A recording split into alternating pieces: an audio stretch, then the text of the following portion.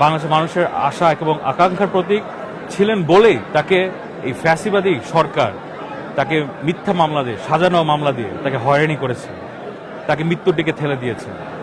উনি একটা কথা বলেছিলেন যে এই দেশ ছেড়ে আমি যাব না, এই দেশই আমার দেশ।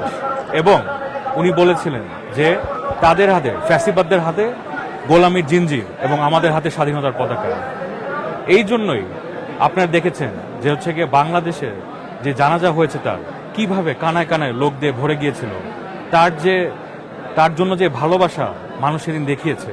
এবং উনি চিরকাল ছিলেন, আছেন এবং সবসময় থাকবেন আমাদের এবং জাতির গণতন্ত্রের মা। এবং তার এই ঐতিহাসিক যাত্রার আমি সামান্য সঙ্গী হতে পেরে আমি গর্বিত এবং আল্লাহ তাআলার কাছে কৃতজ্ঞতা প্রকাশ করছি। তার শিক্ষা, তার রাজনৈতিক শিক্ষা সারা জীবন আমি বয়ে চলবো। আসসালামু আলাইকুম।